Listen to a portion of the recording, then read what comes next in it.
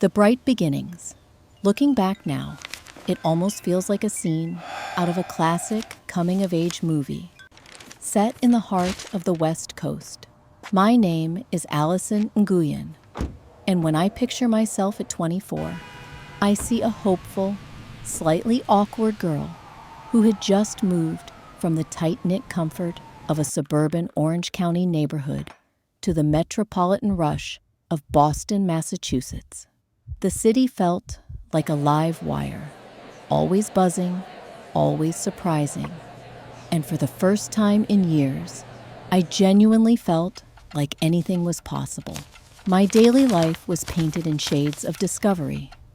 Mornings meant racing the sunrise, toasted bagels from the corner deli in hand, and navigating crowded T trains to get to grad school. I still remember how the brisk autumn wind tasted crisp and new. I shared an apartment in Back Bay with my two best friends, Sarah and Megan, an inseparable trio that loved late-night ramen, thrift store adventures, and lazy Sundays with too much coffee and indie records spinning in the background. Our apartment was small, but it overflowed with personality. Bits of mismatched furniture, sprawling stacks of books, Polaroids taped to every available surface. It was the kind of messy, creative chaos that only makes sense when you're young, and everything is an adventure. That was also when I met Brandon Lewis. Brandon was tall, charismatic, endlessly witty, the sort of guy who could charm an entire room without even trying. We shared a class on cultural anthropology, and, despite my best attempts to play it cool, I found myself lingering after lectures just to listen to him talk. Before long, casual study sessions turned into long walks along the Charles River, impromptu taco nights, and inside jokes that only made sense to us.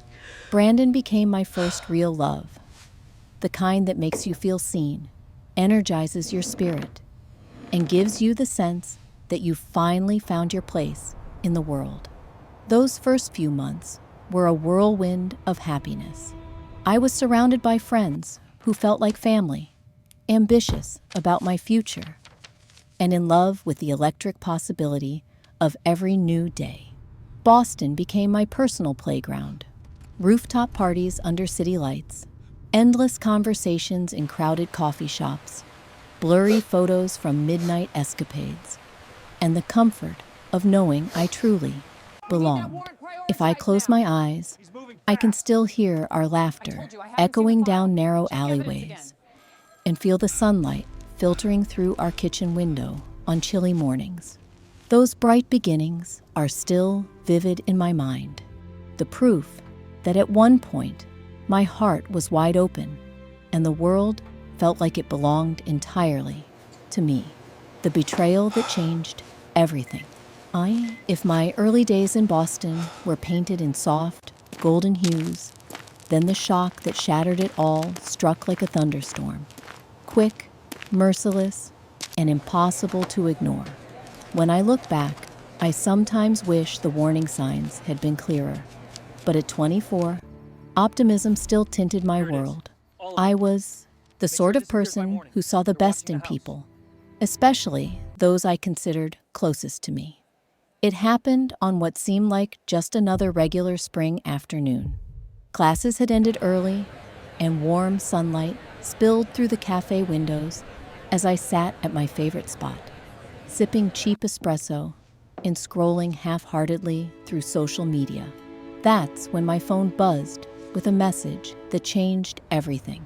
It was from Megan, a short, awkwardly typed line that read, "I think you should know what's going on." Below, she'd attached a photo I can never seem to erase from my memory. Brandon, the man I thought I loved, and Sarah, my best friend, sitting together on the edge of the dock at Jamaica Pond. Their hands were intertwined, and their expressions held that unmistakable intimacy I'd always thought belonged to me and Brandon. My breath hitched. My heart pounded so hard, it made my vision blur.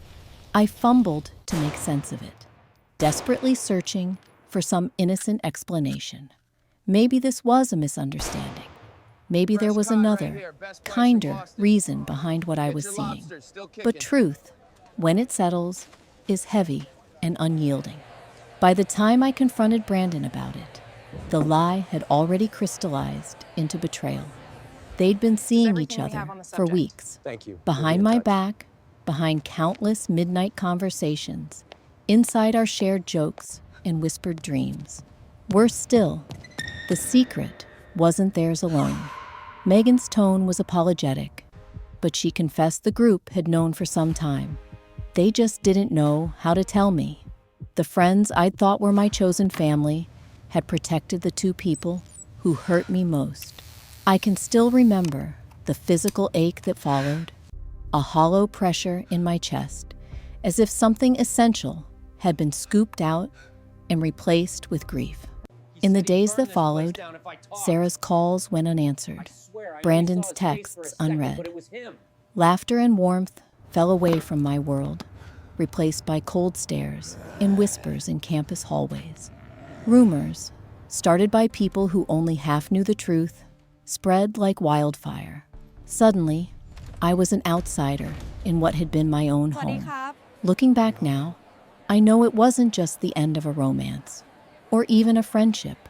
It was the loss of my sense of safety, the realization that trust can vanish in an instant. Betrayal remade me, but in those early moments, all I could feel was the sting. The light was gone, and I didn't know if it would ever return. My disappearance, it's strange, in hindsight, how quickly the world seems to fade away when pain becomes your only companion.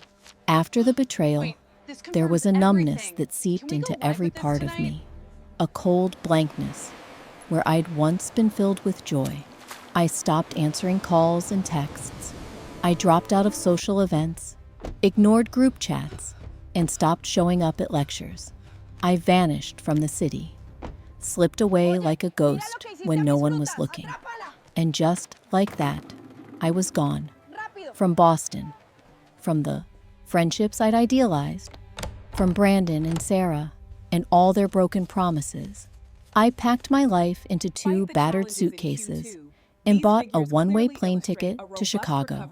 The city greeted me not with the promise of bright beginnings, but with a kind of neutrality I found strangely comforting.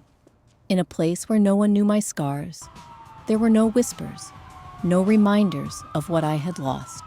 I rented a tiny attic apartment above a used bookstore in Logan Square. The walls were thin, the plumbing erratic, and the old hardwood floors creaked with every step. But it felt like the one corner of the world where I could start learning how to breathe again. My days became simple, almost mechanical. I'd wake up at dawn, often drenched in sweat from the recurring nightmares, and make a pot of black coffee. Each mug was a small victory, proof that I was still here, still pushing forward. I threw myself into my graduate studies, transferring credits and changing my focus to business management. Every page of coursework was a distraction from myself. Books became both shield and sword. I lost myself in market theories and case studies, determined to reassemble my life one number at a time. I worked nights at a cafe, pouring lattes for strangers, my fingertips stained with coffee and ink. Sometimes, when the ache of isolation pressed too hard, I'd walk along the frozen edge of Lake Michigan.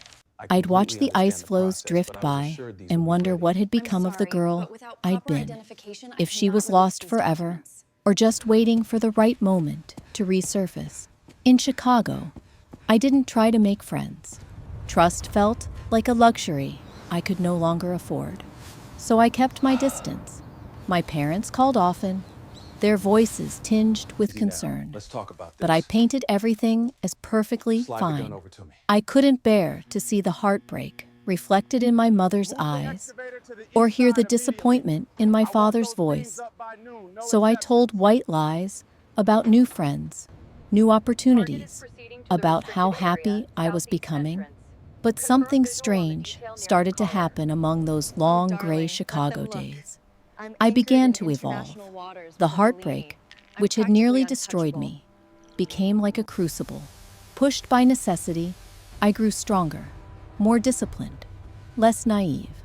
I learned how to fix a leaky faucet, to change a tire, to negotiate rent with a grumpy landlord. I devoured self-help books like Lifelines, each chapter offering a sliver of hope. I went to therapy, even if I hated talking at first. Bit by bit, the sharp edges of the past began to dull. 3 years went by. I earned my MBA with honors and landed a position at a renowned investment firm in downtown Chicago. For the first time in my life, I let my ambition take the driver's seat. And I found that I loved the feeling, the routine, the spreadsheets, the tenacity of climbing the corporate ladder. It all became part of my reinvention. No one in my office knew about the messy, broken-hearted girl who'd run from betrayal. They only knew Allison Nguyen, the tireless professional with sharp instincts and an even sharper work ethic. There were nights, though, when the walls of my apartment would echo with emptiness, and I'd remember Boston, its laughter, its warmth, its ghosts. But I'd remind myself that I had survived. I was no longer defined by anyone else's decisions. What they took from me, I rebuilt, brick by determined brick. My disappearance wasn't just an escape. It was my transformation, the birth of a woman who wasn't afraid to start over, stronger than before, and with her own name glowing like a promise on the horizon. The return in the changing winds. I'll never forget the precise moment I realized my life had come full circle. I was 28, standing in the mirrored lobby of a high-rise in Manhattan, clutching a folio with my initials embossed in confidence gold. 4 years had passed since I vanished. I had returned to New York, and the city looked both exactly as I'd left it and utterly transformed. This time, though, I was different.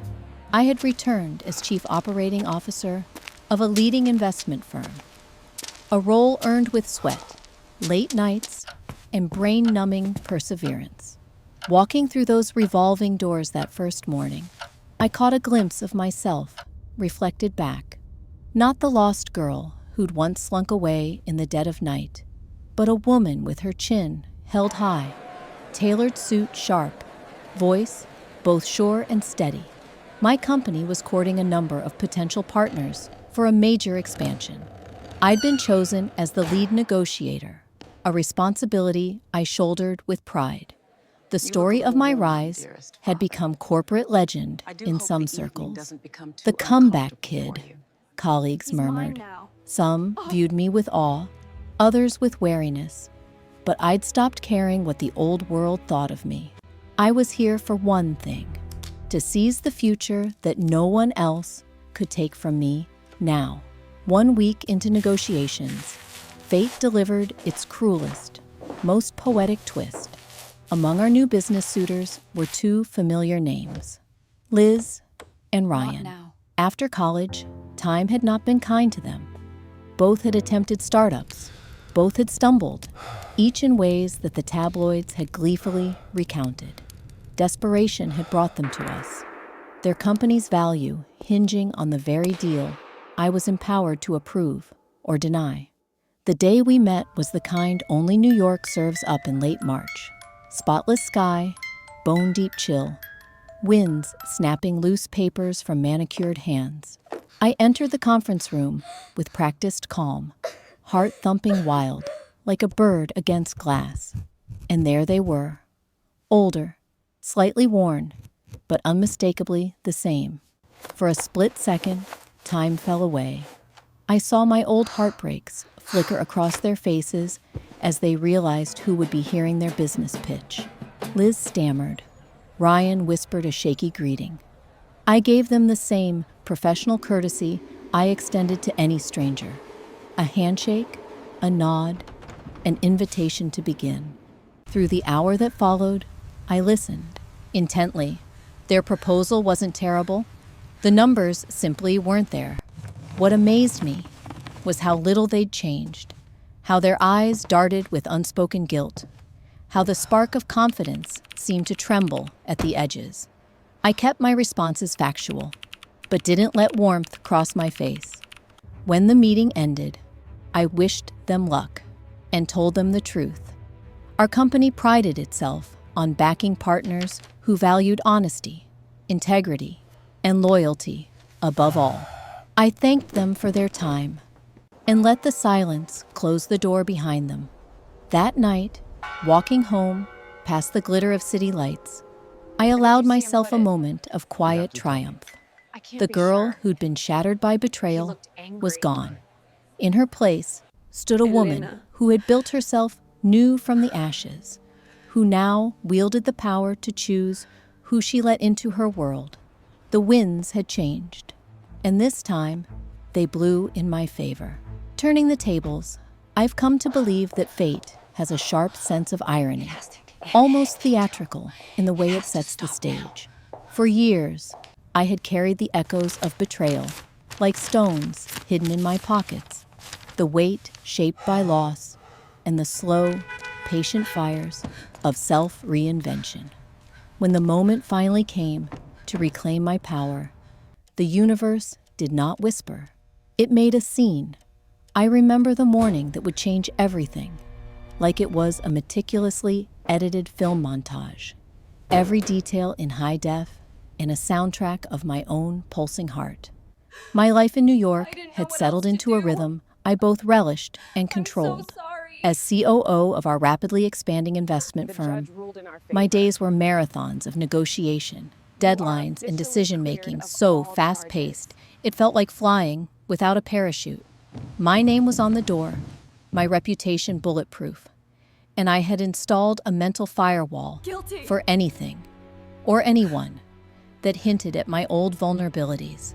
That spring, our company was knee-deep in a round of high-stakes mergers and acquisitions, and the energy in our office was electric. For the first time in years, I felt not just competent, but almost untouchable. Then, fate intervened. On a rain-swept Wednesday, my assistant buzzed into my office with a cryptic look I couldn't quite read.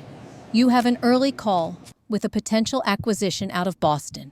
They're eager, and it looks like they could use a lifeline." I scanned the documents she left. The company name pricked something at the back of my mind. Familiar, uncanny. But in my world, ghosts could be ignored until they stood in the boardroom. By 10 a.m., I was already on my third espresso, pacing in my glass-walled office, prepping for the video pitch. The elevator dinged unexpectedly. I glanced up, and there, stepping into my world as if the last chapters of pain had never happened, were Jessica and Tyler. My old ghosts had walked into the present, and this time, I held every card. Let me back up. Jessica and Tyler had been the best friends, turned co-conspirators in the betrayal that had gut-punched me years earlier back in Boston.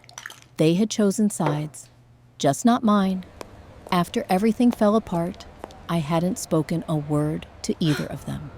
Now, watching them stand awkwardly before me in the palatial, bustling heart of Manhattan, part of me wanted to laugh at fate's heavy-handed script.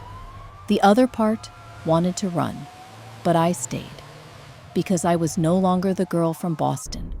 I was the gatekeeper, now. Jessica's face wore the polite smile of someone who had rehearsed for this pitch all night. Tyler clutched their business proposal as if it were a life raft. Their company was teetering on collapse. They had gambled on an app for digital content management, and the market had not been kind. Their funding had dried up. They needed a deal, and they needed me to trust them. As they sat across from me at the conference table, I felt the weight of the past in the cool steel of control in my present. I listened as Jessica tried to express excitement, and Tyler outlined numbers that barely made sense. And all the while, a private film reel played in my mind. Their laughter behind my back, the disbelief I saw in their eyes when the truth of their betrayal became clear, the cold afterwards. When they finished, there was a moment, one of those silent pauses that seemed to stretch an hour, broken only by the distant clatter of an espresso machine in the company lounge.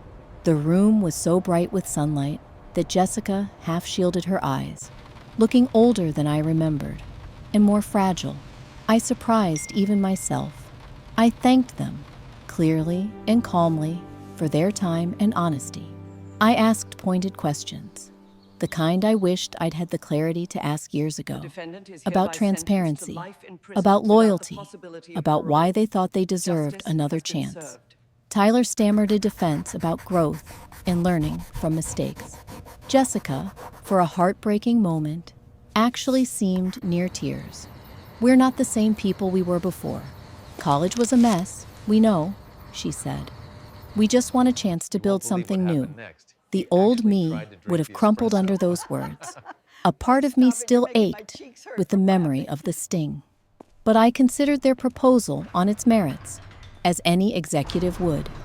And I let my standards, honed by years of hard-won wisdom, stand as the only judge.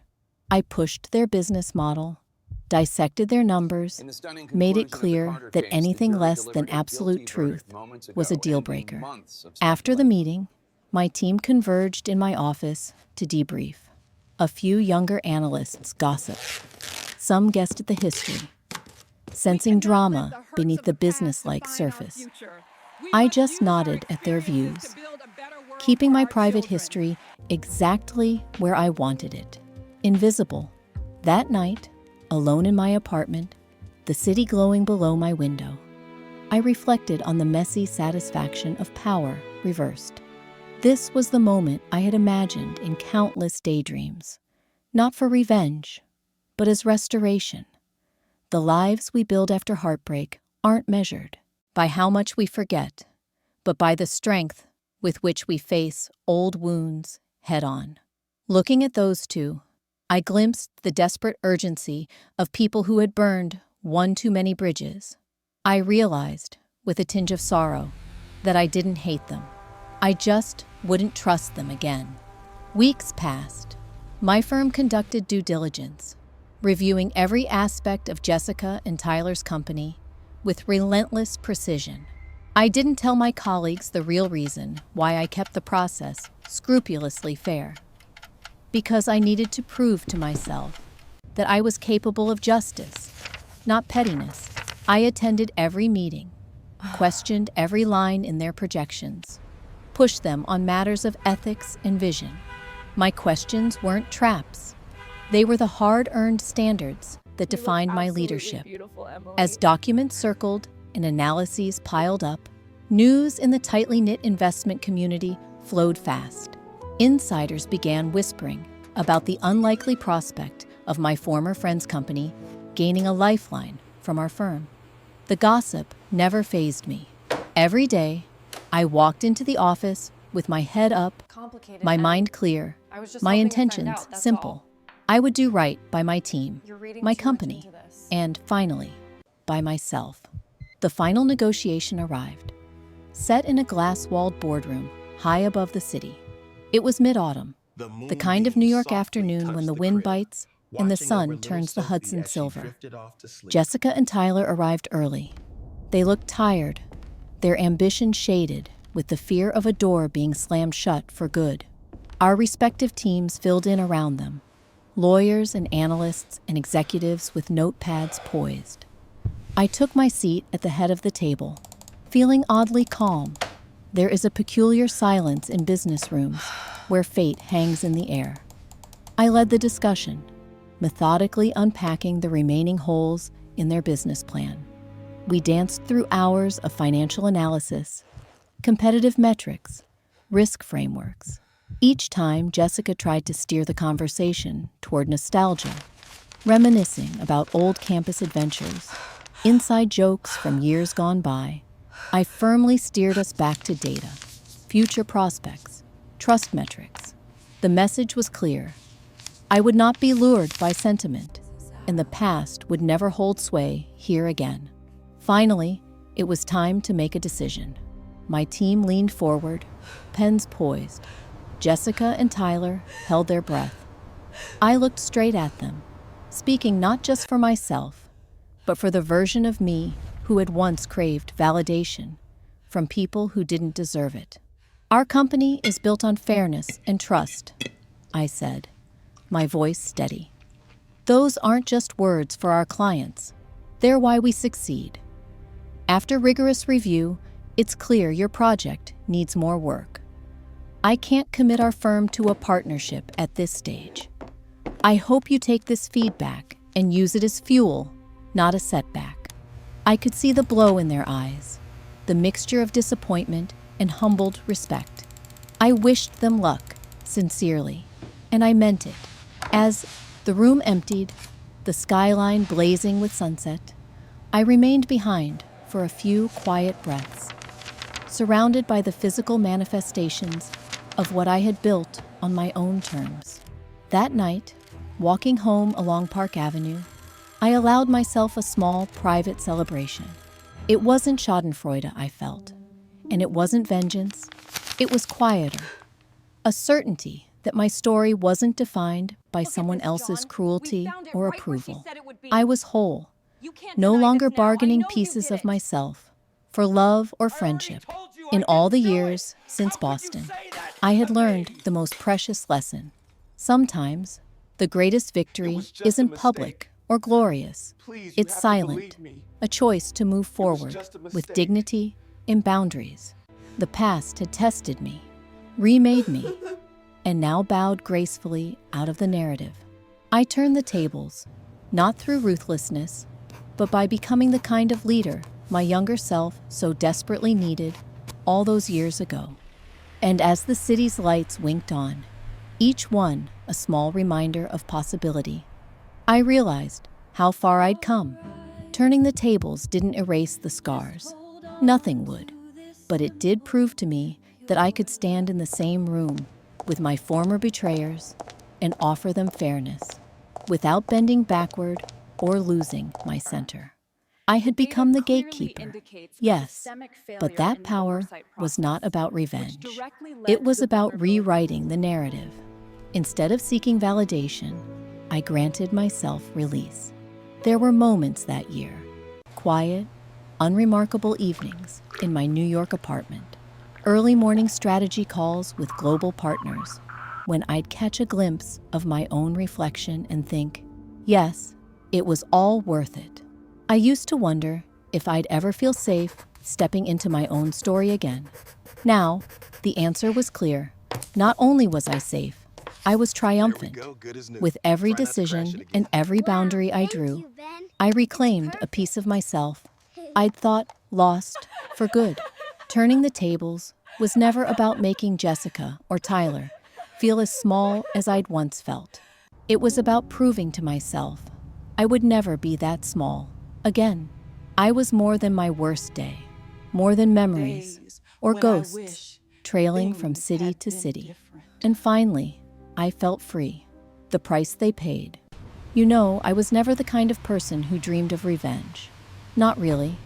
For most of my life, I held tight to an almost naive belief that karma would sort out the scales, that people who acted in cruelty or deceit would one day have to answer for it without my intervention.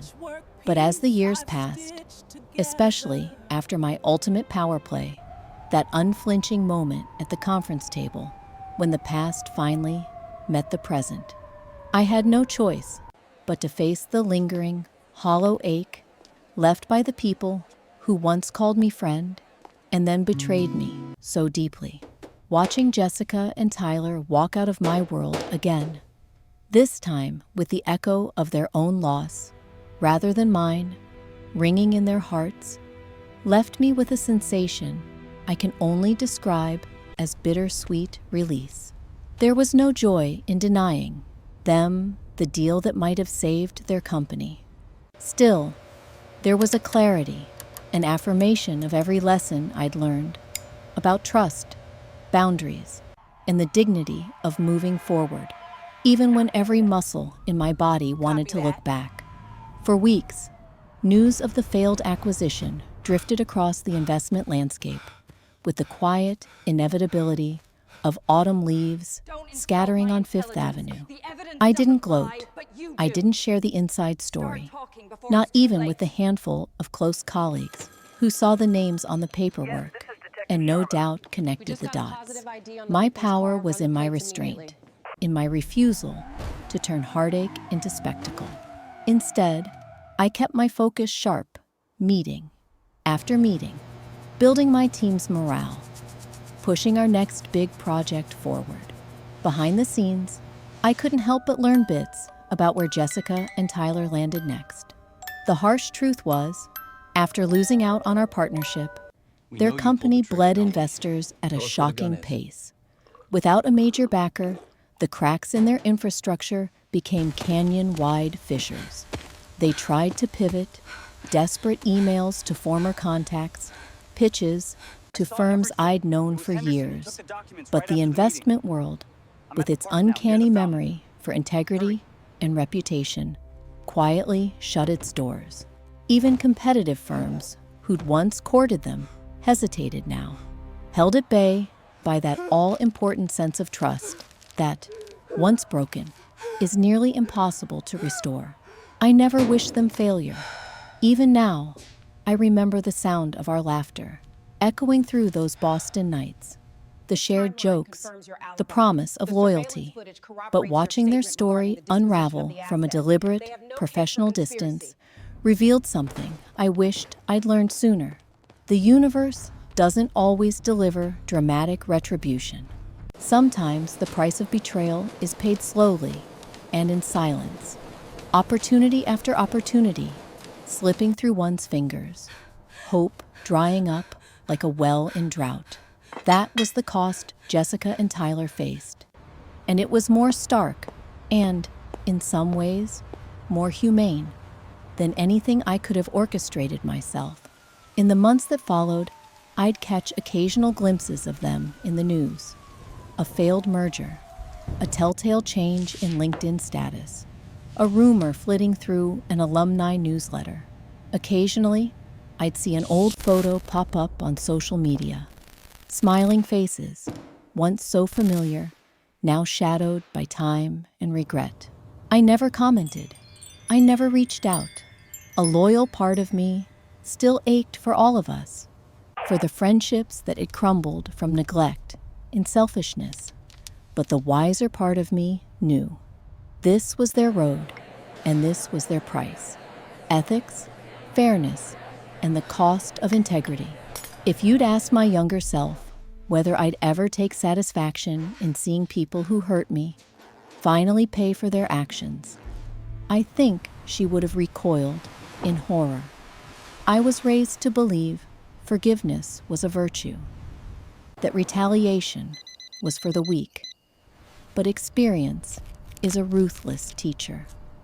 As I watched Jessica and Tyler stumble through their professional reckoning, I didn't celebrate nor wallow in bitterness.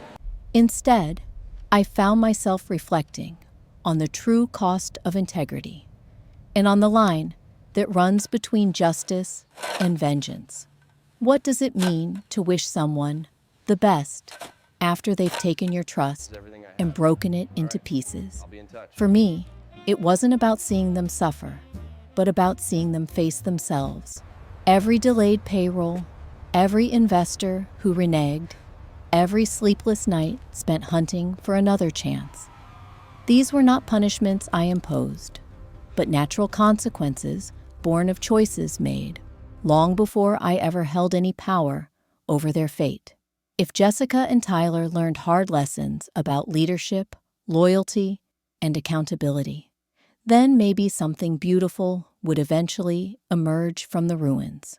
There were days I caught myself almost hoping for their redemption, a public pivot, a new, humbler startup, maybe even a letter that would find its way to my mailbox years later. I didn't need apologies.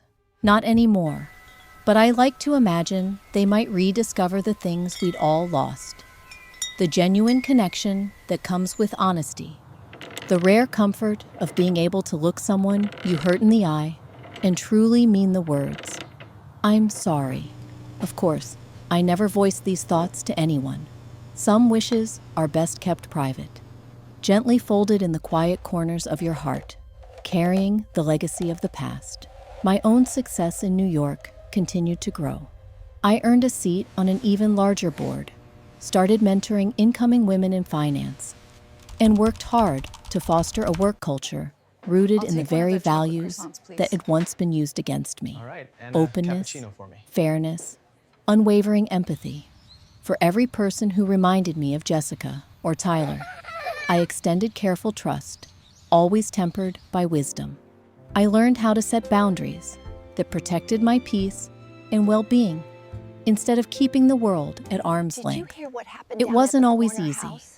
Some nights, I'd stare at my own reflection, wondering what it meant that I could survive and even thrive, while others paid for our shared past in more visible ways. But inevitably, I'd come back to the truth. I did nothing to orchestrate their downfall, nor did I stand in the way of their success. The price they paid was what happens when people gamble loyalty for ambition or trade trust for momentary gain. In the end, it was a simple, ageless story, one that plays out again and again, in boardrooms and bedrooms in cities all over the world. No final triumph. The world wants you to crave a big ending, that swelling orchestral score as you stand atop the mountain and survey your victory. I suppose that's what I'd imagined, at least subconsciously, for many years. But what I learned watching Jessica and Tyler struggle wasn't euphoria or vindication. It was quiet understanding. Their suffering did not soothe my old wounds, nor did it make the betrayal any less real.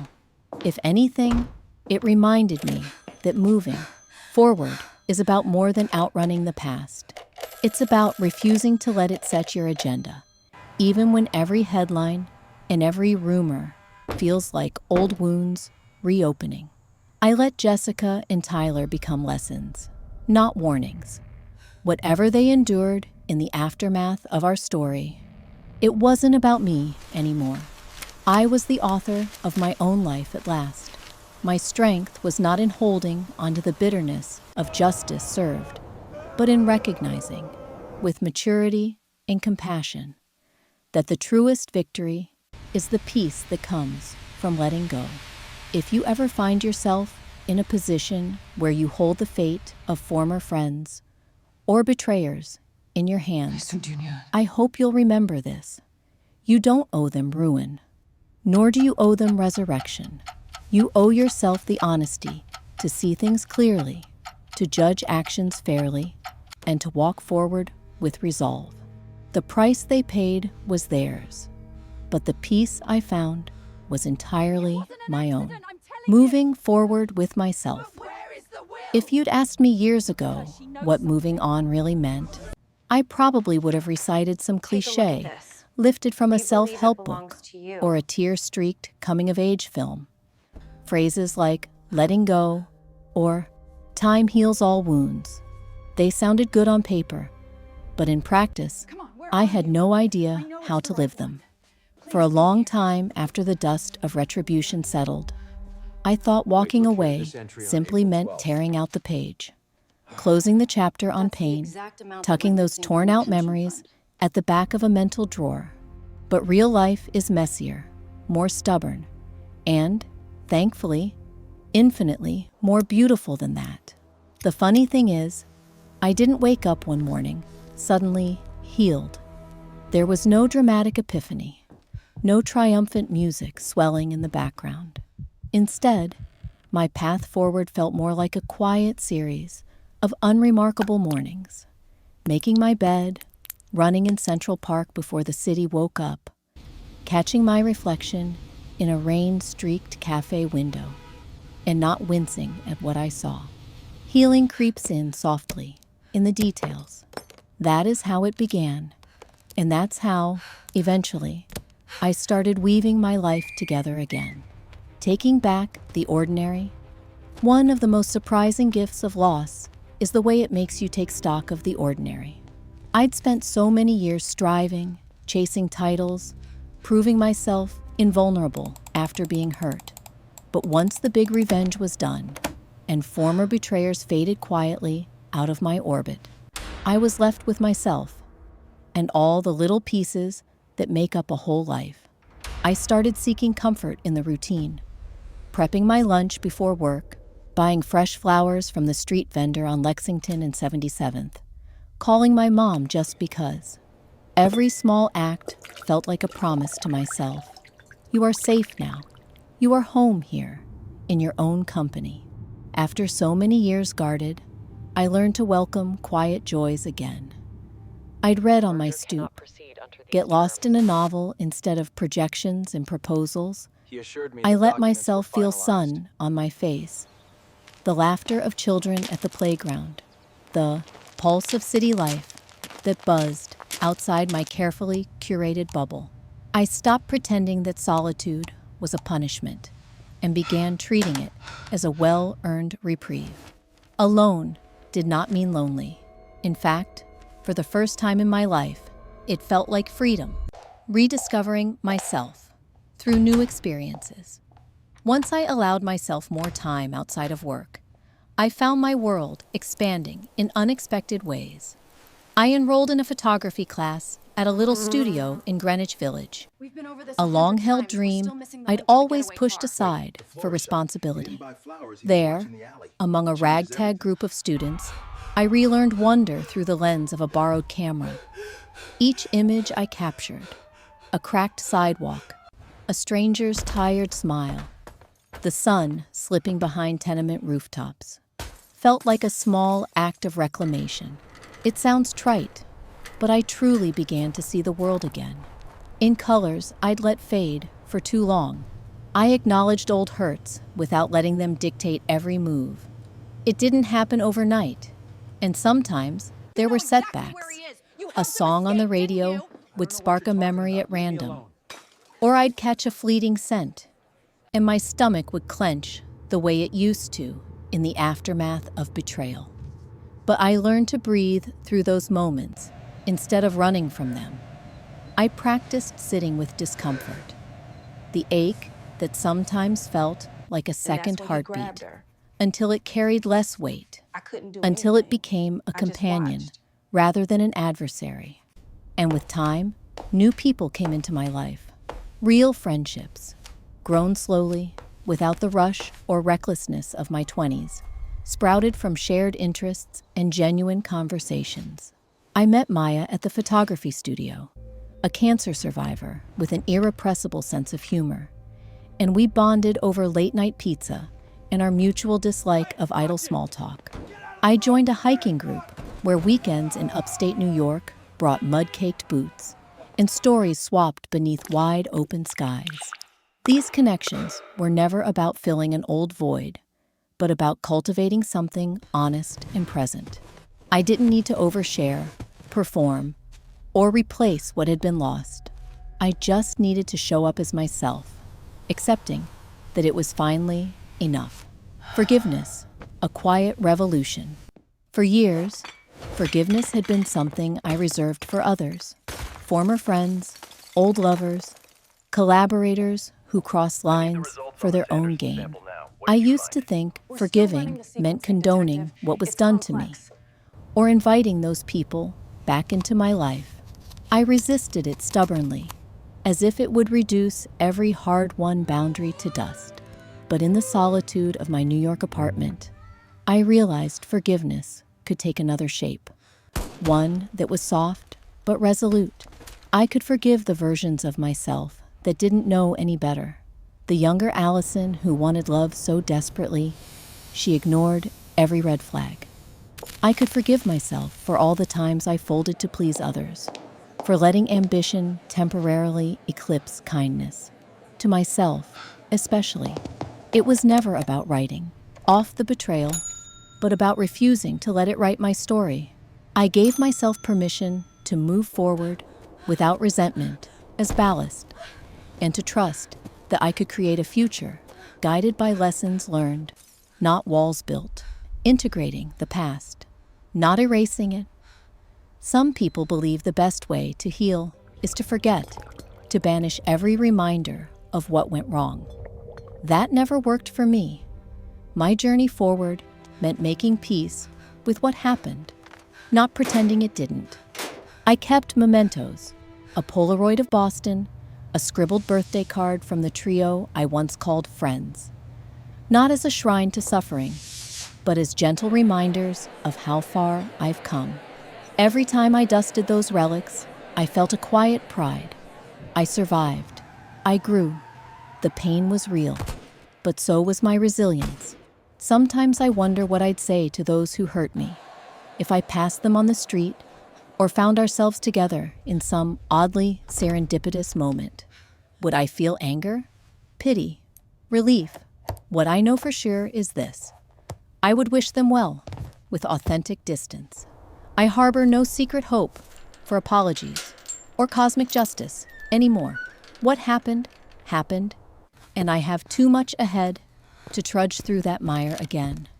This philosophy, living forward, not backward, bled quietly into my work, relationships, and daily habits. I became known for my even-handed focus and refusal to indulge in unnecessary drama. My leadership style softened. I prioritized empathy and transparency without sacrificing resolve. I refused to become hardened or embittered, no matter the corporate storms or interpersonal disappointments. I still had boundaries, but they came from wisdom, not fear. Learning to love, again, without losing myself. Perhaps the most unexpected chapter was learning to open my heart without sacrificing my security. There was a time I feared any new romance meant snipping away pieces of myself to fit another person's mold. The memory of my first love's betrayal had etched a wariness too deep to simply scrub away. But that caution became a guide, not a roadblock. I learned to love slow and steady, to speak my needs clearly, to refuse anything that felt familiar in damaging ways. I dated a few wonderful and a few not so wonderful people. I didn't force anything to last if it didn't feel right. And eventually, when warmth and trust resurfaced on their own terms, I greeted them wide awake, no longer afraid, paying kindness forward. As my own story expanded, I felt a growing responsibility to reach back and help others navigating fresh betrayals, or simply stumbling through their own upheavals. I mentored young women at work, hosted monthly coffee gatherings for newcomers in the city, volunteered for a nonprofit that helped survivors of emotional trauma find stability. These weren't grand gestures, but small acts of solidarity. I wanted to be the presence I'd so desperately needed, to prove that survival turns to thriving with the right support. Nothing made me prouder than seeing someone I'd once encouraged land their own comeback story. Whether in a promotion, a new friendship, or simply the courage to leave a harmful situation, it was these connections that kept me rooted. They reminded me that healing is communal as well as personal. Every time I heard a nervous confession, "I don't think I'll ever be okay again," I was able to say with conviction, "You will. It takes time, but you will." The honesty and vulnerability I brought into these encounters were hard-earned. My past was never erased, just reframed, not as a warning, but as hope. Hope as a lifelong practice. The truth is, there is no finish line. Moving on is not a destination, but a practice, a series of choices made deliberately, day after day. Hope is not a feeling, but an action. Getting up, showing up, giving yourself grace through setbacks, and celebrating your progress, even when no one else notices. I built rituals of hope into my world. writing gratitude lists, setting monthly intentions, refusing to let old narratives steer my new adventures. With every forward step, I honored who I'd been and embraced who I was becoming, building a life that feels like my own. Today, my life is neither flawless nor free from setback. Disappointment still arrives, sometimes spectacularly, sometimes with stealth. And yes, there are occasional pangs for what might have been parallel lives, where friendships never crumbled or hearts weren't broken. But I don't chase ghosts anymore. Instead, I fill my days with meaning, crafted on my own terms. I find happiness in the unexpected, sharing a laugh with a neighbor over burned banana bread, feeling sweat sting my eyes at the gym, watching a book I love reduce me to tears on the subway. My work continues to challenge me, but it doesn't define me in the way it once did. I no longer demand perfection, only presence. I take weekends off, a miracle for me, savor lazy mornings, and sometimes let my phone sit untouched for an entire afternoon. Simplicity, I realized, is a privilege earned after fighting so hard for stability. As I change, I wonder what younger me would think. Would she be proud, amazed, disbelieving? Maybe all of it. But if I could reach back through time, I'd squeeze her hand and tell her not to be afraid, that the world is both crueler and kinder than you ever expect, and that your power lies in refusing to be undone by either. Making peace with unfinished stories. Occasionally, I revisit the familiar haunts of my early adulthood, Boston's brownstone streets, or Chicago's leafy neighborhoods, if only in memory. I let myself remember former friends, both for their kindness and their missteps.